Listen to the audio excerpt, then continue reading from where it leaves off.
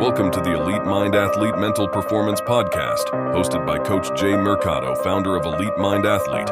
We're on a mission to transform your high school athlete into an unstoppable titan, far beyond the confines of the game, preparing them to dominate in any arena. Get ready to dive deep into the minds of elite coaches, former college athletes, and leading experts as we uncover the secrets to mental toughness, resilience, and peak performance. Today's podcast is sponsored by Elite Mind Athlete, the ultimate online mental performance program for high school athletes. Now let's get into the arena with Coach Jay.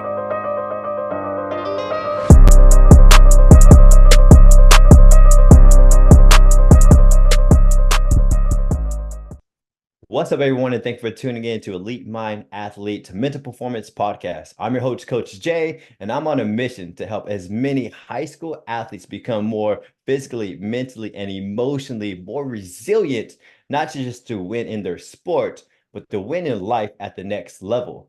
And today I have with me, not only is he a high school coach for Crockett High in the Austin, Texas area, but he also happens to be my best friend since first grade. Yeah, First yeah, grade that sounds is about when right. is when you bullied me and somehow we just became friends. Yeah, we'll say that. We'll say that. Well, first and foremost, I want to appreciate you having you on the podcast and coming and making time. I do want to say off the bat though, Matt, I respect you genuinely as a human being. How I've seen you grow, the struggles, adversity I've seen you come across. You're just an amazing, funny person who brings a lot of joy into my life. All right. And so I love you to death, brother. And it's been a blessing to have life kind of come full circle. And we're kind of on the same mission of helping the next generation, live and lead bigger and stronger lives. And so, Matt Valdez, I appreciate you jumping on, brother.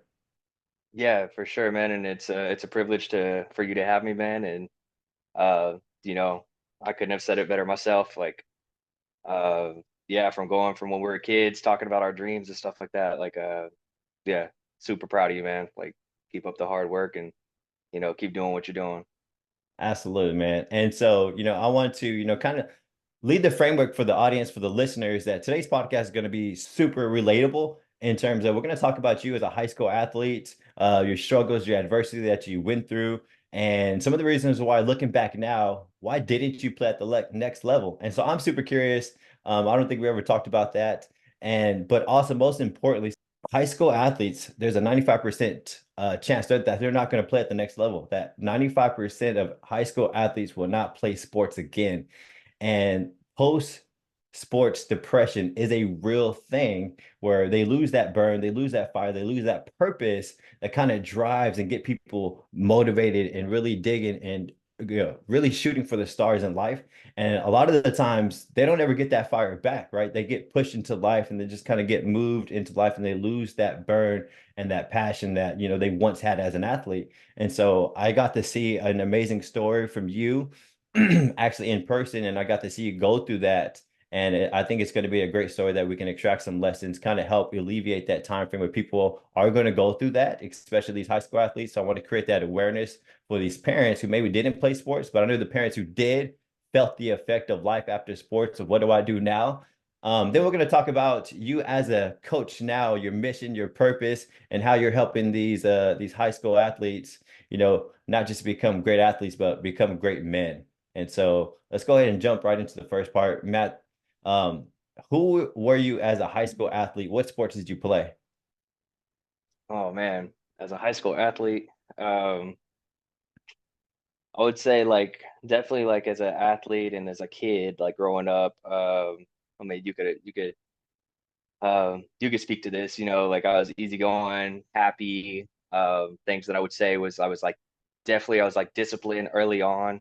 Um, I was obedient, and then I was always like fearful of like letting down my teammates, letting down my family, like things like that. So um, even like whenever I did have like was able to accomplish things like going undefeated in track from seventh all the way through like or up to 10th grade. Um, yeah, I enjoyed that, but it was just like once I finally lost that first race, it was kind of like okay, now I could breathe, because now I'm not like winning out of fear. So that was definitely like something that kind of like I guess like impacted how I treated like success. It wasn't necessarily like I definitely enjoyed it, but I didn't get to enjoy it to the extent of like celebrating and things like that. Like it was like celebrate it for like a short little minute and then be like, okay, on, I got to start thinking about next week, got to start thinking about this kid that I'm gonna race next week. So yeah, that kind of, I guess you would say like I didn't necessarily have like a healthy relationship with winning, because it Yeah. was more out of like winning out of fear as opposed to winning because like I enjoyed it. Yeah, Uh, but absolutely. yeah. I didn't know that you ran track in high school. We both went to different high schools. And so I didn't know you continued to run track in high school. I knew you Oh played yeah, yeah. football. No, yeah, in high school, yeah, bro. Like as a sophomore, and we'll like get more into it later on, like when you talk about um like obstacles and things that I had to overcome and stuff. But um yeah, I mean, like my grades, I let my grades slip. I was ineligible for like for pretty much like the whole track season up until whenever it mattered. So the way that we did it in Lubbock, it's different from how we do it over here, like in Austin. Like here in Austin, you have district, and then from district you go to area, and then area you go to regionals, and regionals you go to state. So that's how it is here. In Lubbock, it was city, and then from city you went to district, and then from district, then that's when you went to regionals. And so I guess it was just like the names. But yeah, so I wasn't eligible all the way up until city. Um yeah. And then that was whenever I lost my first race. So I didn't lose a race all the way from seventh grade up until that point in 10th grade. I came in third place. You had to place top three to make it to the next week. So Yeah. I just made it. And then the following week, the two guys that had beat me from Monterey, um, I ended up beating them for the second place. And so you had to place top two at district to make it to regionals. And What are so, you racing? yeah. Because I don't want the listeners to look at you and think, yeah, what are you racing? Are you racing the 100, the 200? Oh, this was the 800. Yeah, that was my race. Yeah, the 800. And then, of course, I'd help out with like the mile relay and stuff like that. Okay. I was Um, about to say, because man, if you were beating guys out in the 100, 200, I knew I was faster than you. Like I could have had a shot. Yeah. yeah, in middle school, in middle school. Well, I was like, wait a minute, maybe I was doing the wrong sport. Maybe I should have chose track. Just okay, so real quick, how did you happen to lose, come in third, and then beat the guys out the next race? What'd you do different? I started showing up to practice. So up to that point, I was real wishy-washy when it came to practice. Since I wasn't eligible, I was like, why do I need to go to? And you have to remember, like I said, like that's kind of like laying the foundation for like I guess why I ended up slipping whenever I was in high school was because I hadn't lost a race in 3 years. So in my head, I'm like, this is God given. I just got to show up and I'll Mm, do it. I'll do what I do. And you're that guy. so in high school, that's whenever I realized like, all right, you can't like this is whenever you go up against people that, yeah, they're just as talented as you, but they also, they work for it. They put something into it. And I saw that definitely whenever I went to regionals. I saw the guys that had the wristwatches that were keeping their time, They were things like that. serious. They were Yeah. serious about it, yeah. And I was just like, oh, like I'll win because I always win, And I definitely like that was a wake up call for me. Um, and I would say like it's one that I definitely didn't answer. Um, Mm. moving forward, like so that was like the high point. Ran like a two flat 800-meter as a sophomore at regionals. So I was like, oh man, like easy. I'm gonna break 2 minutes. Like I still got 2 more years of track. Like I'm definitely gonna get a scholarship. There was tech scouts out there. Like it was at tech. So I'm like, oh yeah, definitely. Like I'm gonna get a scholarship. Like it's a done deal. And then my work ethic didn't change. I continued to skip practices, things like that, and thought I would just kind of like be successful based off of my previous merits and stuff like that. And the guys that I was beating at my school, like working them as a sophomore, they were beating me as juniors and seniors because they were the guys that continued to show up, put in the work, and I just showed up and put in work whenever I wanted to, and definitely slipped because of that, and probably cost myself like opportunities to. I don't know if I'd go D1, but definitely like I would have ran collegiate for sure, like no doubt in my mind. So Yeah. Well, what yeah, you're saying, basically you're Booby Miles. Don't need to do extra work. Don't need to do anything. Just yeah. kind of just show up and just kind of do the do. And unfortunately, that's one of the side effects of actually growing up as a winner, right? You have those kids who are just naturally got the juice and they can do the same amount of work as the next athlete, but they're just naturally stronger, faster, more gifted, right? They got that juice and they don't get to experience losing too often. And so there is no need for them in their mind to do extra work. Why do I need to work hard when I'm already winning? And you start climbing up the ranks, you start getting to high school. High school is almost the same thing. 98% of the high school students aren't really going to be at the next level. Like I said, 95% of these high school students are like you. They barely show up to practice, they're unfocused, they get caught up in different distractions. And you're going to have maybe 2% of these guys who actually are putting in that work, and you're going to get beat out 9 times out of 10, right? hmm Yeah, and the thing that I see with a lot of like that I saw with myself, but also that I see with student athletes today is like whenever you're in middle school, you always have to do like you have to be. It's like required to be a multi-sport athlete. Once you get to high school, Yeah. it's more of a choice. You don't have to do multiple sports. Like you can just do football and just do football. And so in middle school, I was doing football, I was doing track, did basketball, wasn't very good at it, but I got by because I was athletic. And then also like I did boxing outside of school. And honestly, boxing, I would say I would give boxing all the credit for all the success that I had in track because boxing is like hands down like Cardio. one of the most grueling sports. And so I think that had something to do with like my fall off too. Because I stopped boxing whenever probably like after my ninth grade year. I would still Hmm. work out every once in a while with like the boxing club and stuff like that, but it wasn't to the extent that I was, I guess, like working out and stuff like that. The sort of, I guess you would say like the workout routine that I did have going whenever I was in middle school. So as we had football in the morning, so we usually had like first period athletics. We'd have some sort of workout after school. And then after I got off of school, I would come home and I'd go to boxing practice. So I'd have that. Plus at night, I would just go run by myself, like at least a mile, do push-ups, sit-ups. So like all in all, like for like each day I was, working out about 4 times a day, Yeah. on average, and then so you go from that and then fast forward to high school where I'm just doing football and I'm just doing track. So, and I very rarely would do things outside of, The the standard. period, like, yeah, Yeah. the athletic period.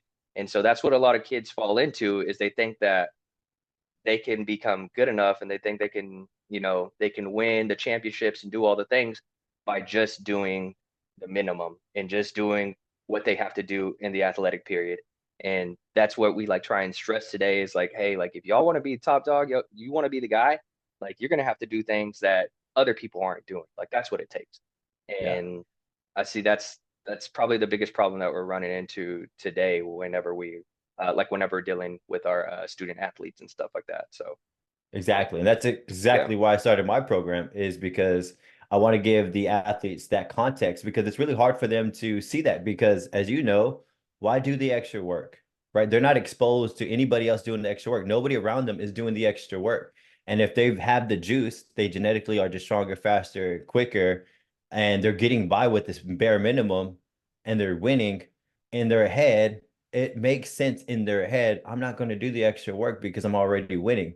But as you climb those tiers and you start getting more serious with the competition, That's where, hey, talent meets talent. The only thing that's going to separate you now is the extra detail work, right? The guys who are Mhm. tracking the data on their watches, the guys who are waking up doing extra runs, the guys who are pouring into the nutrition. And I just think it's lack of exposure, right? Which is why I wanted to be able to start this podcast, which is why I created Elite Mind Athlete. I want to give them the tools and traits and characteristics to become aware. Awareness is always the first key. Without awareness, you're not going to want to do anything else because you don't know that you're supposed to do anything else, right? You didn't know, or else you would have done it, right? But you had to learn Mhm. the hard way. I do want to talk to you about what got you off track. How come you didn't finish out in all the years with track and go get that scholarship that you were on path to go get? You were very talented. I would say Was it girls? as a young adult, that definitely is something, yeah, that and that's why I try and like stress to all the kids is just like, man, like you're so young, like you're gonna have your whole life to be in relationships. Like work on yourself right now. Work on yourself. Use this time to set yourself up for success for the future. Because I guarantee you, like the relationships that you have with whoever it is, like once you graduate and you go off to college, like you're going to be open up to so many more experiences your entire life to get into relationships. You have your entire life to work and get money. Like you have your entire life to go and do these other things that are keeping you from being successful right now. And Yeah, right now is the easiest time for them to do it because they have no bills, they have no responsibilities, like anything like that. yeah, But to get back to your question, so the kind of like what kept me from, I guess, going to the next level and stuff like that. Um, and yeah, as we kind of fell into the same boat, becoming teen parents. And I would say, whenever I was younger, I definitely used that as the biggest reason why I didn't go to the next level. It's like, oh man, like I had a baby. My priorities were just, I had other priorities and responsibilities and things like that. I had to make money in order to provide for my baby, things like that. Looking back on it now, like I said, like I definitely used me being like a teen parent as that's why I didn't go. Like that yeah, was, that was my fault. That's what it was. Uh, but just to like reiterate, like now that I'm older, the biggest reason why I didn't go to the next level is myself. Like that's why I didn't go because I lost track. I became undisciplined. I was skipping track workouts. I wasn't taking care of my grades. Um, and I kind of just thought like, hey, I'm Matt Valdez. Like, I've always been successful. I'll be successful. And I mean, that's not a bad mentality to have, but at the same no. time, like, you can't just skate by on your past merits, and you can't just skate by on like this assumption that you have in your head that you Yeah, know I, I'm that guy. Like what you said earlier. When talent meets talent, like it's going to be like who put in the extra reps, and definitely um, wasn't that guy in high school. Like that was the difference from Matt Valdez in middle school, where I didn't have a whole lot of things going on outside of school other than boxing. And I was very focused and kind of just had tunnel vision, and I had dreams. I had the records of like the 800-meter guys that were running to the Olympics. I had those on my wall. I had all my medals. I mean, you know me, I was always watching football on Sundays. yeah. I was studying, and once I got to high school, I got I made the mistake of thinking there's nothing else that I need to know because I know everything. And so I would say the biggest reason why I didn't go to the next level was myself, man. Now that's a great way to take ownership. I think regardless of anything that anybody goes through, what allows somebody to take ownership allows you to give power back to you, right? You have the agency. And if you don't get that power back to you, then you're always going to live with that regret. And so, man, as a man, I can appreciate you saying, it was because of X, Y, and Z. Now, to be fair, um, environment and exposure determines a lot and it gives someone a higher probability of winning. What I mean by that is your level of exposure will determine your level of success, which is why somebody who went D1, somebody who went pro, they understand, they have that exposure to be able to teach and mentor those around them of like, hey, this is the things that you do need to be doing, right? Having that mentor, having that somebody that you can trust that actually has a pathway that has shown success you could have needed at that time, right? Mhm. Because unfortunately, our fathers, what do they know, right?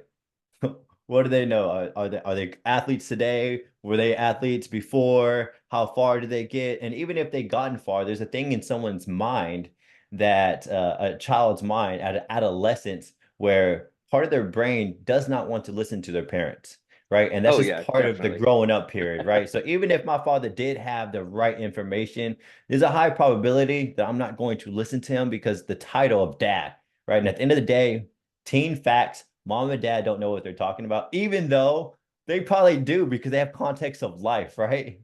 Yeah. But Oh yeah. And my dad definitely told me more than once, keep your head in it, stay focused, those types of things. yeah, Um, and yeah, I mean, and as a teen, you're like, man, you're from a different generation. It's not like that, Dad. Like, I know what I'm doing. Don't worry. Like, I'm not dumb. Um, and then, you like as a young adult, you just make, you make some questionable decisions. well, And I mean, that's it part of pre growing about environment. Yeah, like um we didn't necessarily have like anybody like super successful from like our neighborhood or anything like that. I Not didn't to know say anybody like who went to our parent. college, Yeah, yeah, like bro. or College was yeah, not a thing anything. for me. Yeah, and like it just kind of goes to show like um that's kind of what it was like in that area. That's kind of what the vibe was, kind of just like, hey, finish school, if that, Get a um, job, get a make some job, and money, then yeah, and then if you were, I don't know if it's a cultural thing or what, just like in our neighborhood, the cool thing was, get a girlfriend, have a baby, you know, uh, stack some money, and that get a was cool that was car. yeah, get a cool car. But then at the end of the day, they're still living with their parents and stuff. And so Yeah, to us, that was success because it's like, oh man, look at all this cool stuff they have. And yeah. so that definitely tied into it too. And being from And Lubbock, Texas, there's not a whole lot to do. So well, your mind um, is powerful. If you don't know, you don't know, right? If you only know this level here, medium line, then that's the highest you're gonna get to. Right. mhm. And so a lot of parents, a lot of successful parents know this when they're training their kids to operate at a high level like they once did. They know already that there's a high probability that Johnny's not going to listen to dad. Right. So what they do is they have that disposable income and they're going to go hire some performance coach. They're going to go hire the one-on-one training, right? Because the kid is going to listen to them because they have the title of this is the performance coach. This is the trainer. This is the batting lessons, right? And even though dad has all the information, they have that disposable income to be able to separate that. Johnny would rather listen to this guy because he's the expert and dad's not the expert. But I do want to transition into post sports, right? Life after sports.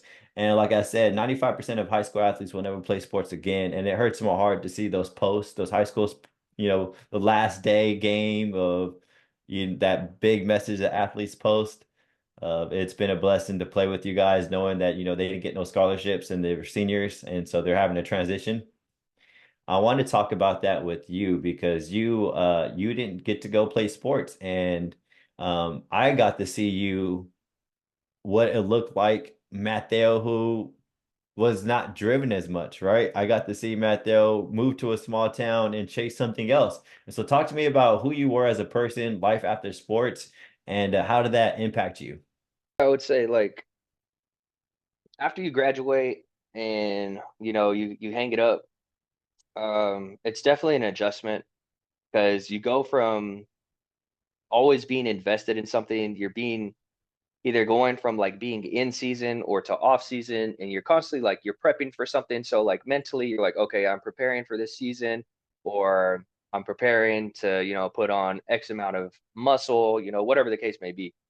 So you go from that in having something to look forward to like every season to basically like just having all this free time and you still have like that competitive spirit, but you don't necessarily have like as many opportunities. I mean, yeah, you can get into like some intramurals and like rec leagues and stuff like that, and that's fun, and that's what I eventually did end up doing, and that's great. But it still doesn't give you like, I mean, because those games mean nothing.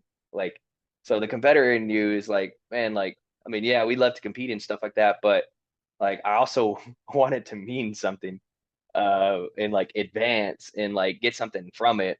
Like there's you get nothing from winning a 7-on-7 tournament. I mean, you might get like a little trophy or something like that, but there's no next step after that. Like you're just like, oh, okay, like 7-on-7's done. So I would say like that's something that I feel like people struggle with a lot. And something I struggle with a lot, after I graduated and stuff, is just like, man, what do I do now? Um, and so you have this void, um and a lot of people try and fill it, with other things. Could be positive, could be negative. People pick up vices, things like that, or they try and make more money, whatever the case may be.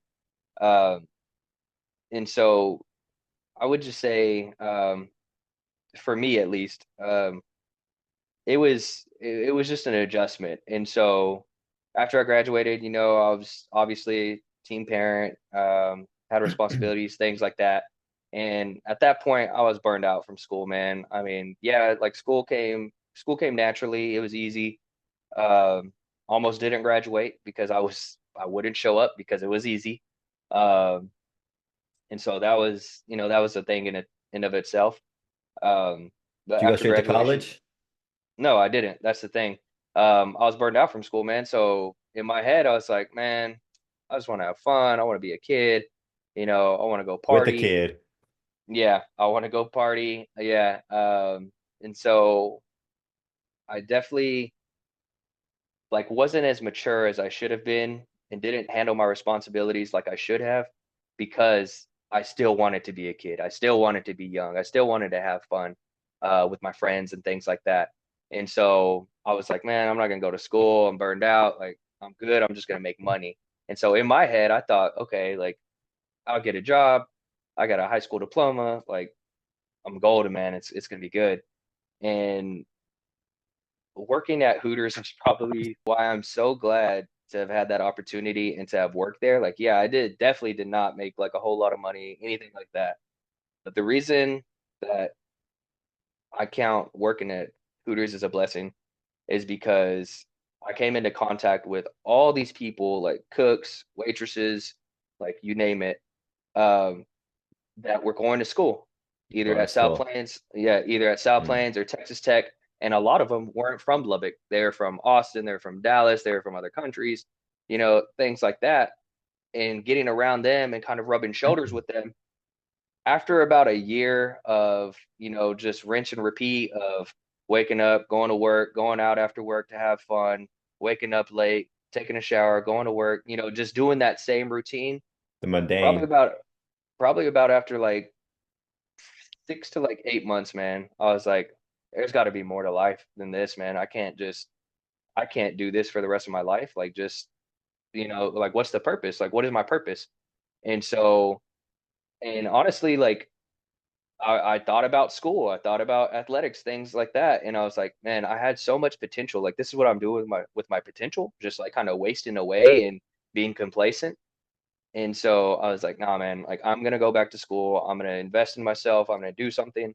Um, and so yeah, so basically I took a gap year, and that's why I stress to a lot of kids too. And I know it's not really popular with parents, especially because you want your kids to go to school, you want them to be successful, you want them to get, you want them to do something with their life.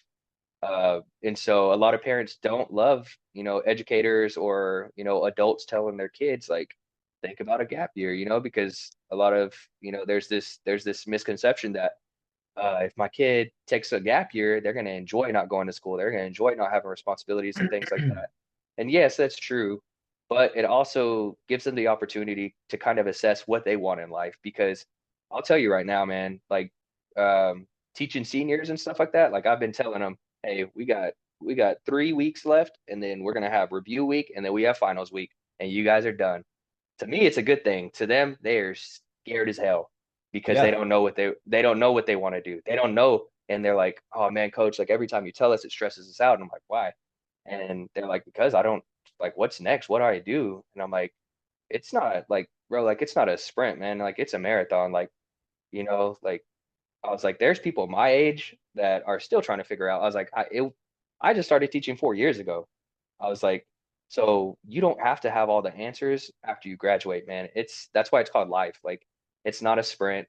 Like, you don't have to have it all figured out. I was like, so just relax, enjoy it, and do what makes you happy. Um, and so I would say after graduation, like that's definitely something that I had to think about. I had a lot of time to reflect and think about like what made me happy, what did I enjoy in life, and what did I want to do with my life, honestly.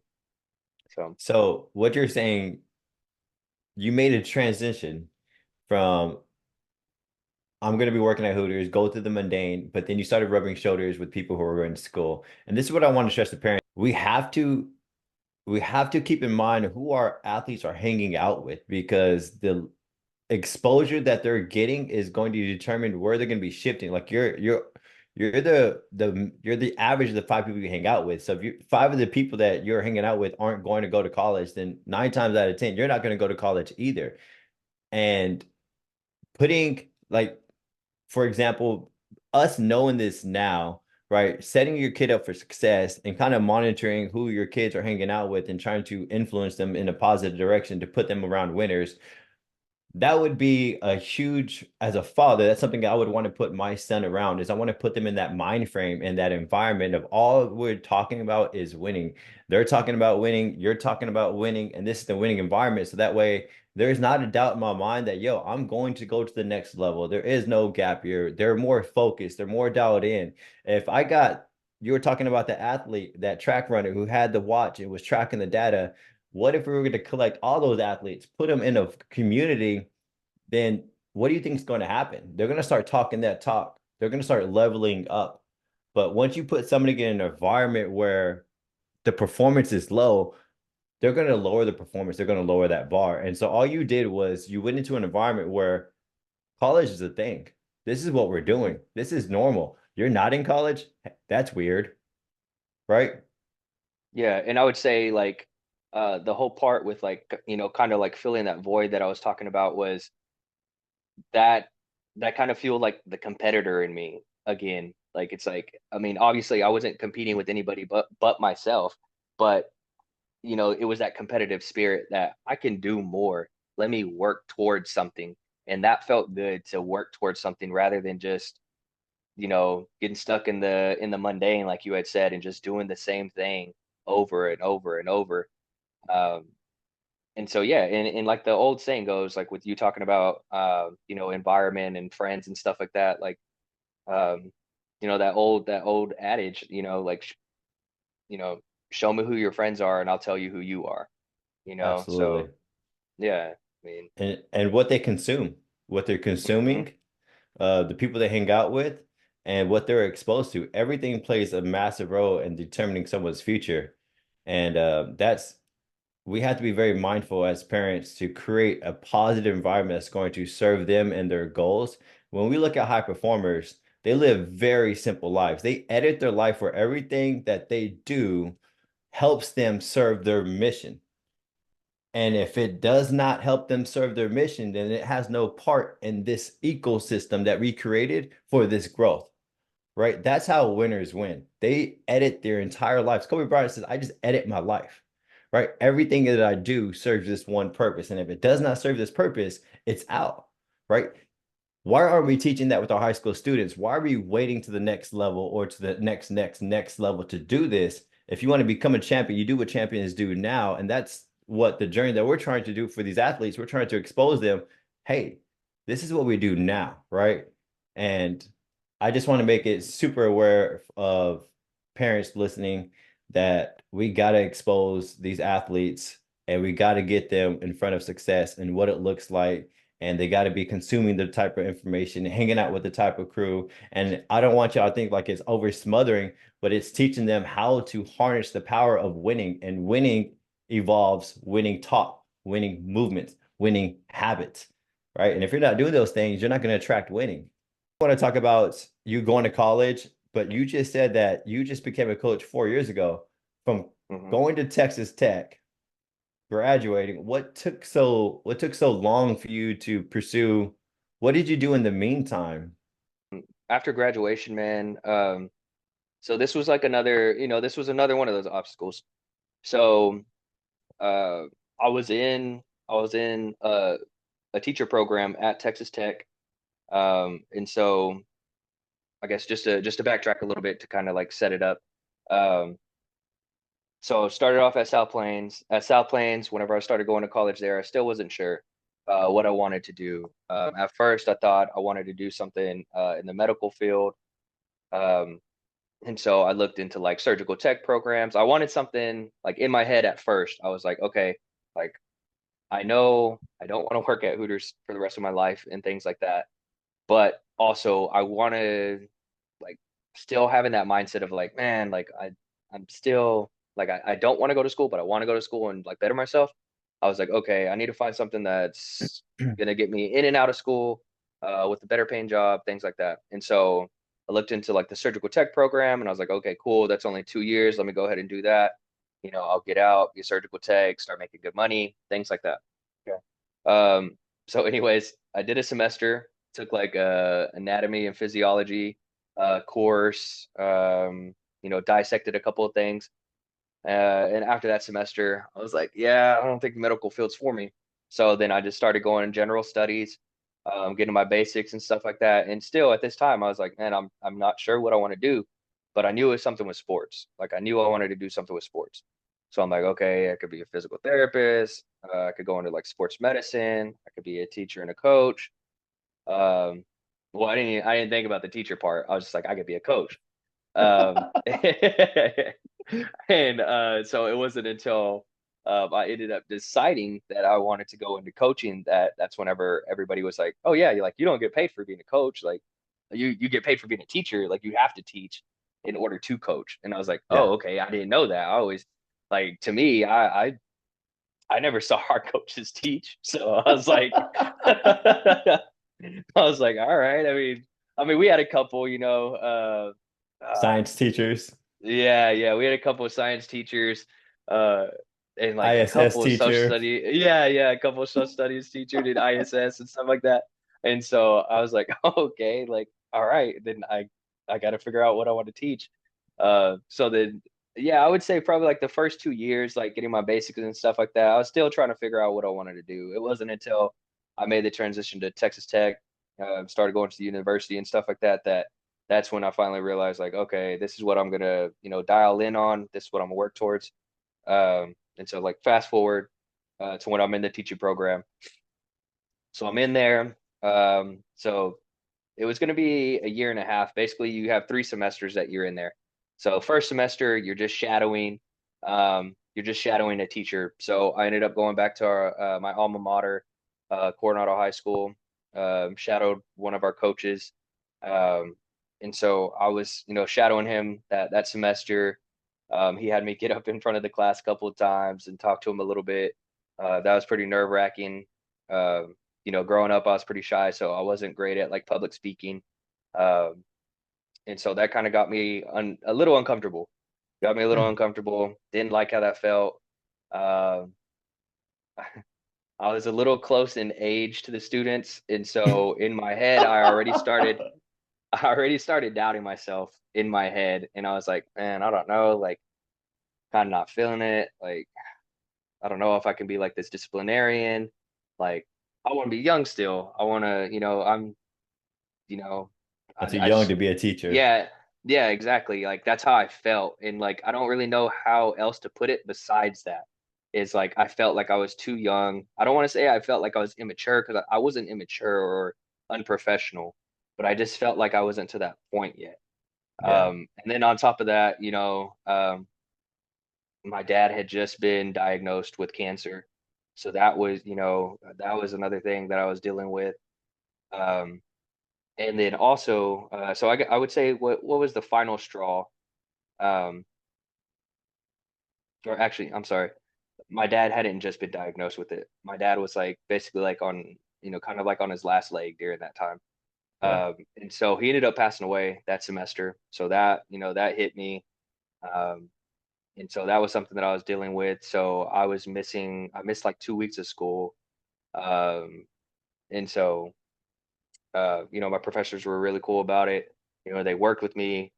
But what really kind of was like a eye opener was like, yeah, like I was feeling bad and uh, didn't realize it at the time, but you know, I was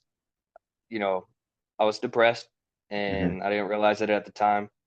And I showed up, yeah, probably like it was my first time like showing up um, to school like after that 2 weeks. Um, and I had been telling my professor like I'm gonna come. I'll come next class period. I'll come next class period. And that kind of went on for like a week before I finally showed up. And when I got there, she's kind of like, gave me her sympathies and everything like that. But then um, she was on the stricter side, but I'm glad that she was because it definitely changed my perspective and kind of showed me like this is what it is. This is the real world. Because she was like, yeah, like I'm sorry for your loss, things like that. She's like, but if you don't make up this work, like I can't pass you Yeah. because she's like, I'm sorry that that happened and you're going through this. She's like, but you need to buckle down because like you still got to keep going. Like you still got to keep going.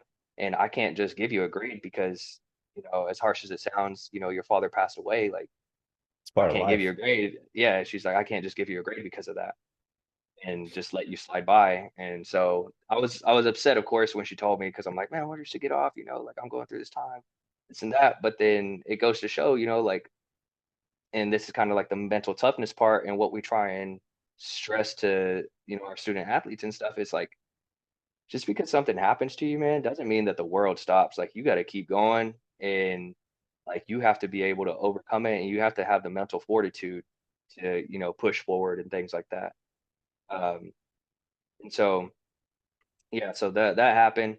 Um, and so in that semester, you had to end up passing your content exam in order to continue with the program. Because if you failed your content exam, then you'd have to start the program all over and you'd have to go another 3 semesters.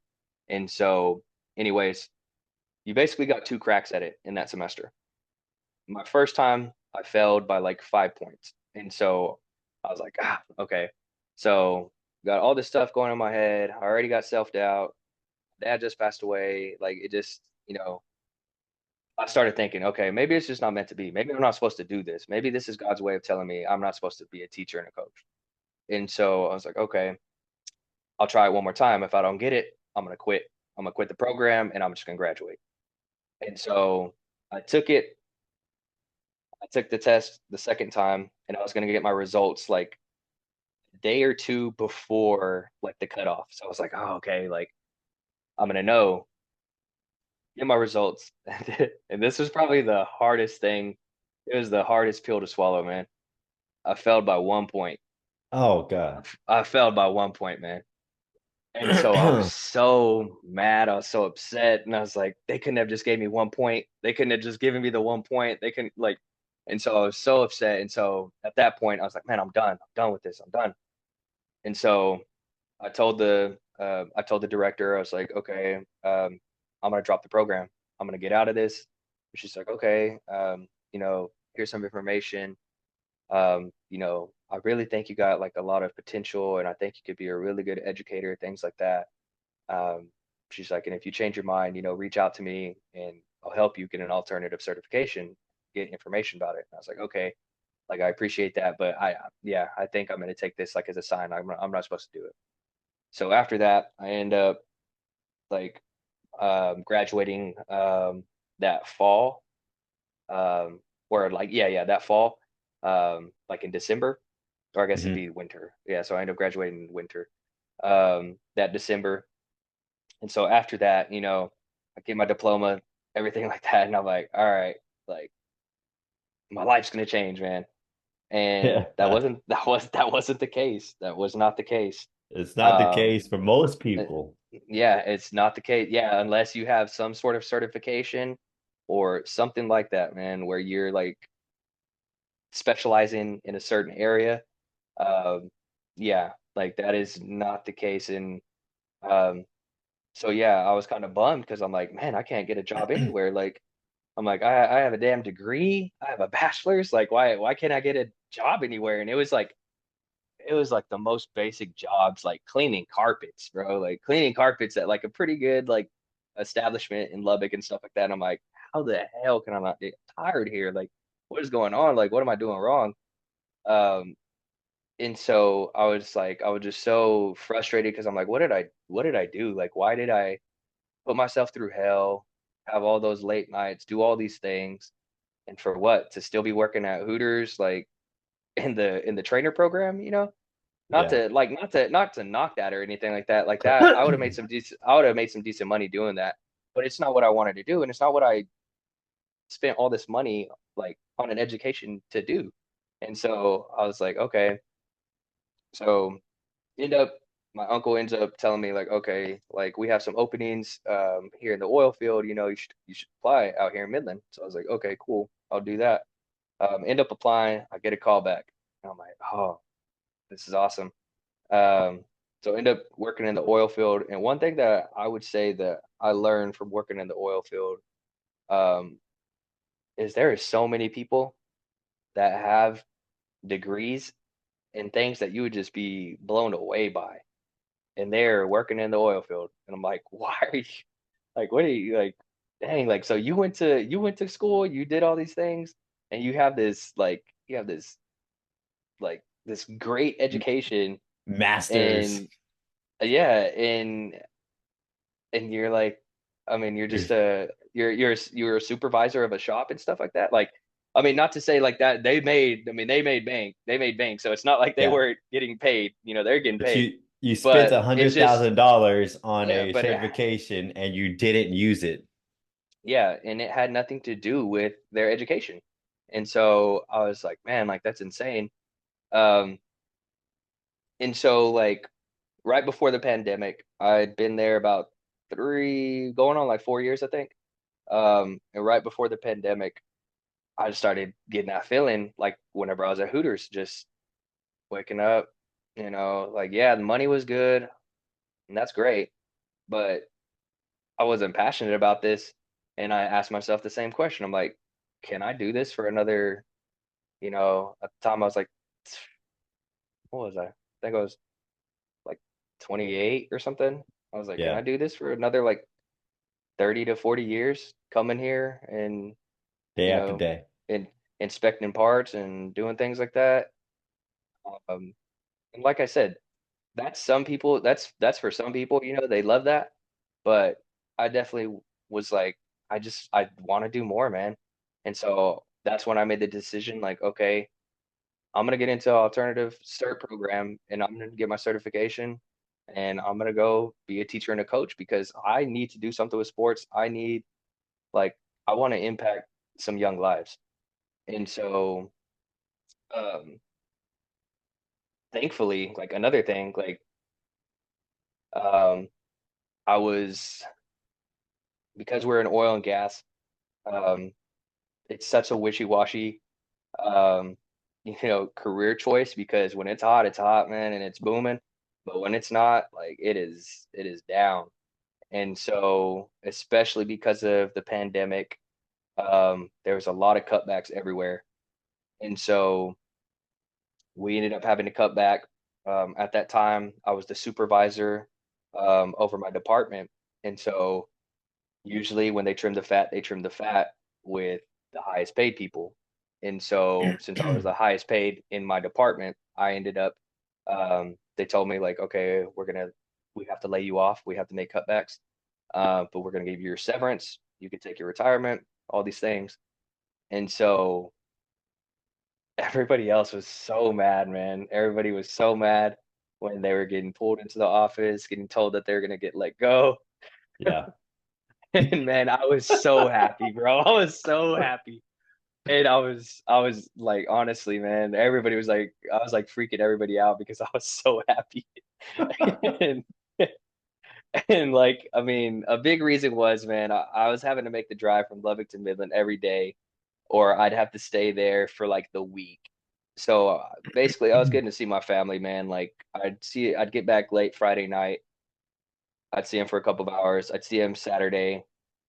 Sunday, Sundays you're getting ready for the week and stuff like that. So it's not like you could do like a bunch of crazy things or anything. So realistically, I was seeing them one full day like every week. And Yeah. so I was like, man, like this way I get to be home with my family, get to see them.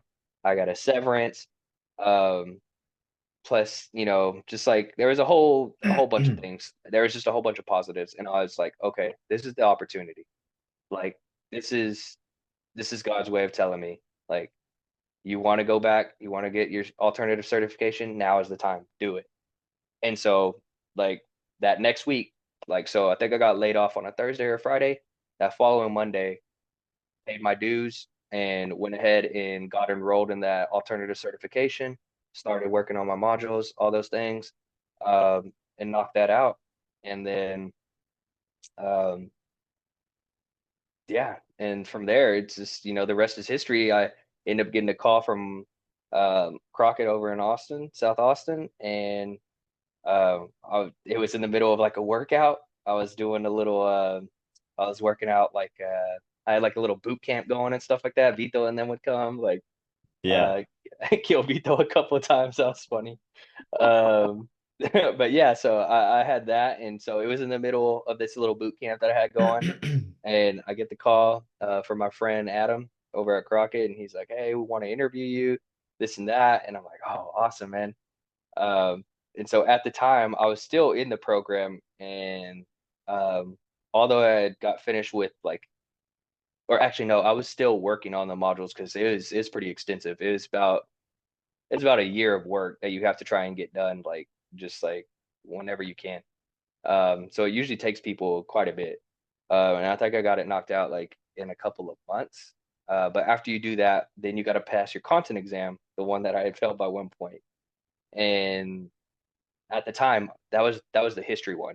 So I had to come back and take the composite, so that way you're more like marketable, and you can teach multiple things. And so like you could teach all of the social studies subjects instead of just history. And Yeah. so I was like, okay, so I've never taken this one before. Um, So then fast forward to whenever I give you the call, I'm like, hey man, I got this opportunity.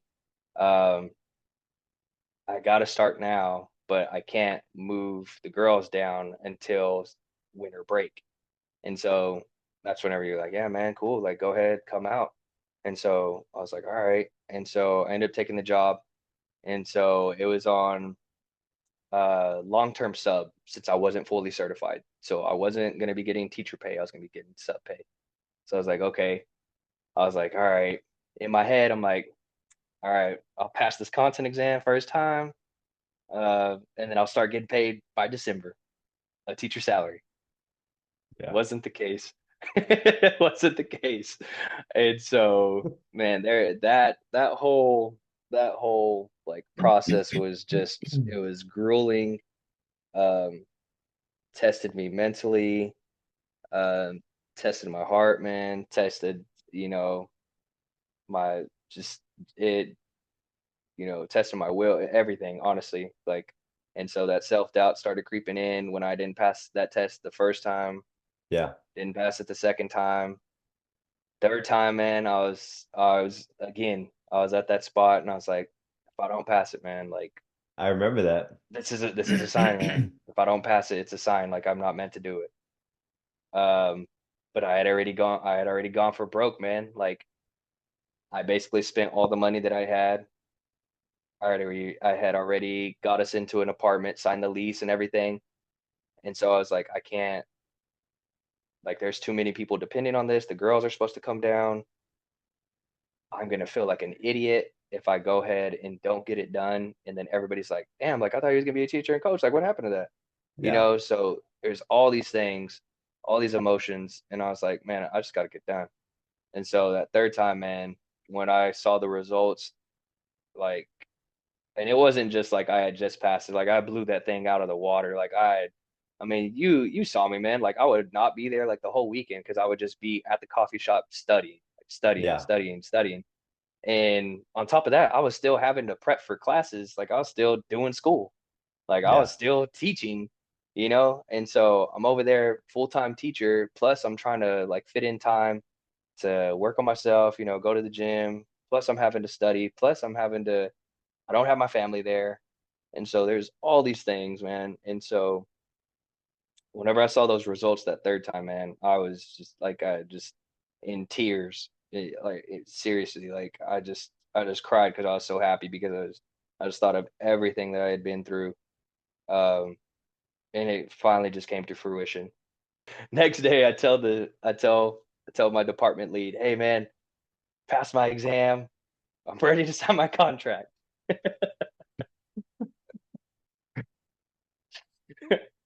They say, "Nah, man."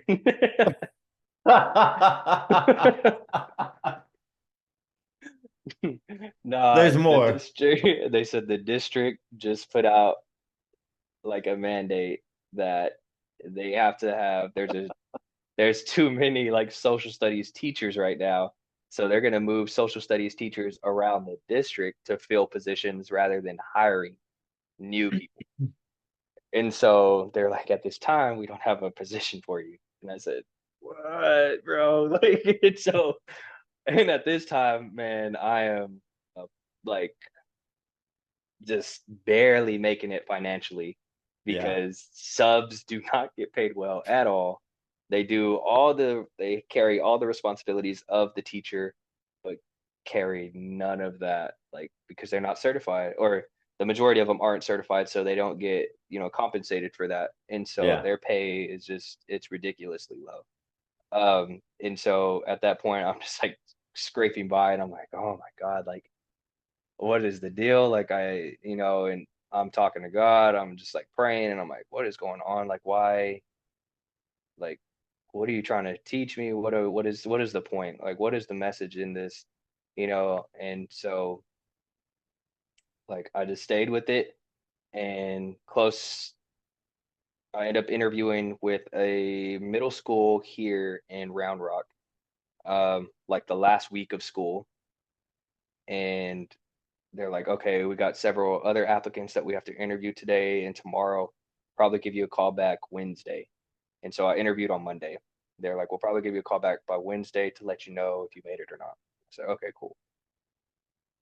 Tuesday, oh, I don't even think I think Monday afternoon they called me back and they said, hey, we want to go ahead and offer you. We really liked your resume. We liked how you interviewed, and we think you'd be a good fit. And so I was like, okay, I accept. Like, because at this point I was like, I just need to get paid. I need to get money. Yeah. I need I'll to do make some anything. money. Yeah, I was like, I just need to make money. And I'll clean the so they're like, floors. okay, yeah. And so they're like, okay, awesome, cool. Like, we'll go ahead and get the paperwork drawn up, get you sent over. Bro, I'm not even lying to you. 2 hours later, my department chair at my current school walks in. He's like, hey, good news, man. We're getting rid of a couple of teachers. And so he's like, we're gonna have a position for you. And I was like, bro, I just told this school like I was gonna take their position. He's like, we'll tell them no. Oh, And then I was like, yeah. I was like, is this a done deal, man? Like, is it gonna happen? Or is it just like it might? And he's like, I'm pretty sure it's a done deal. And I'm like, No, I'm pretty sure. I'm like, bro, I can't have this pretty sure. Like, I need it to be absolutely true. Like, I need Yeah. it 100% because if I turn down this job and then this job falls through, I'm screwed. And Yeah. so he's like, nah, man, like, you're good. You're good. You got it. He's like, but the position hasn't posted because technically it's not going to be open until sometime next week. And I was like, okay. So then that was a whole thing. And eventually, I ended up turning down the school here in Round Rock, and trusting them. Thankfully, it went through, got hired on. And so, like I said, like, so when a teacher's contract start, it doesn't start till August. So even Yeah. though I had the job in May, I wasn't going to start getting paid till August. And so I was like, oh my God, like what a, Go so back to Hooters. yeah, so I was like, man, like what is going on? And I was like, this is so much. So like, man, just everything was just everything was tested, like in that entire journey and process, like leading up to being a teacher and a coach, man. But like I would not trade it for the world, man. I found out a lot of things about myself, um, and learned a lot about my character, in those hard times. And so basically that's what I try and like convey to student athletes, that we teach, and things like that. And so I try and um, project those things on them as well, to try and get them to understand, like, hey man, it's not all rainbows and unicorns out there, man. Like, you're gonna have to work for things that you want. It's nothing in life that is worth having is easy, man. And so, Absolutely. And yeah. so from the outside looking in, I want to give people the better perspective. You give me a call. Can I come live with you for X, Y, and Z? You just got to take a test, right? And I was in a situation where I sold everything I had to start a real estate investment company. I went from a 5 bedroom house to a 2 bedroom apartment with 7 people. 7 people in a 2 bedroom apartment, telling my friend Matthew, come on in. So we had a total 8 people in a 2 bedroom apartment. Matthew slept on the couch. I don't know how comfortable it is to sleep on a couch for that long of a time, but not only Man, I slept on the loved it. couch, he he was away from his family for 4 months. He's losing money month by month, and he fails his test not once, not twice, 3 times total Yeah. of that, 3 times total. And God's making it ridiculously hard for you to keep pushing forward. Now, the message I want to convey to my athletes is that we want hard times. Hard times is what creates the character. Hard times, that process built you and was building you to become the person you needed to be to impact these children. It was, you can't become mentally tough during easy times, right? Hmm. That cannot happen. You cannot become strong by not lifting weights. You cannot become smart by not reading all the books. Like, you have to go through this hard time period for you to get the outcome. And so the biggest message I can convey to athletes is that if you're in a season of winning and you're not being challenged, something is extremely wrong, because hard times is what we should be pushing forward. Hard times is an indicator of growth. So when an athlete goes to the next level and they get punched in the face because now they're surrounded by talented athletes, the answer should be good. This is how you reframe and redirect that energy. If they don't go to the next level and they don't play sports and they go off into the workforce and they're getting kicked in the face, good. That is supposed to happen to build you. And that's the biggest takeaway that I want to give my athletes, is that I want you to get punched in the face and I want you to stay good, because this is where the growth is. This is where we lean in, lean forward, and push through. Because most people, Matthew, would have gave up. They would have quit on the first test. They would have quit on the second test. They definitely would not have made it through the third test. And so you're a testament to mental toughness, mental resilience of what these athletes actually need, because you have to go through that for you to convey that message. And so, which is why I respect you tremendously, brother. Like, I appreciate everything you through. I regained so much respect for you to watch you go through the story, um, watch you basically give it all. You weren't half in. You gave up everything. And I think that's the most important message, is that if you're trying to go half in, you're going to get half results. You literally said, hey, let's burn the ships. We have to Hmm. make it work, right? And when you're in that moment, when you burn the ships, that's where you find out who you are and what you're capable of. And that's what builds the confidence to go do other stuff. So, hey, Yeah. man, I do want to wrap this up.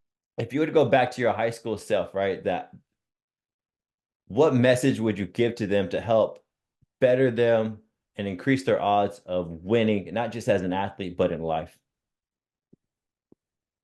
Um, Man, um, I would just say, I mean, there's so many, honestly. There's so many things I would say. Um, just like, Hire Coach Jay. I feel yeah, I you, mean, bro. yeah, I feel yeah, you. for sure. No, man, just what you were talking about, like that you can't you can't make progress and you can't get stronger. You can't do anything without going through struggles. And so I would just tell people like don't shy away from those struggles. Like you're supposed to go through hard times. Like that tests your resiliency. And so like if you were to ask yourself like what's your perfect like what characteristics would you want in your perfect athlete? Like it's going to be things like discipline. I want them to have a good work ethic. I want them to be strong mentally. I want them to have patience. But like, how do you expect to get those things? Like you don't get a good work ethic through just like showing up and doing the thing. Like, no, that has to be, there has to be a foundation set. You don't get patience by having things handed to you right away. You have to work for them. You have to be patient. Discipline, you don't get that by just, like what I said, just showing up, doing your own thing. Like, no, there's a process that you have to go through and you have to stick with it. A lot like how, I had to stick with, going through the hard times and working towards something. Um, and so I would, man, just what I tell kids all the time is just like, um, you gotta, you gotta take pride in everything that you do. There was this quote that I heard the other day. It was like, every job is a self-portrait of the person who did it. So autograph your work with excellence. Mm, So like take pride in what you do, no matter what you do. And like that's man, that is probably the most frustrating thing with student athletes today is that there's this like they have this really bad habit of phoning it in when things get hard, when things get tough. And they don't take a lot of pride in what they do. And they're kind of just going through the motions, showing up to practice just to because they got to be there. They have no goal, they have no ambition. Like as far as like, what am I going to be working on today? What am I trying to get better at? And so I always tell them like what my dad would tell me, man, like take pride in what you do. If it's owning a business, like great, own that business and run that business to the best of your abilities.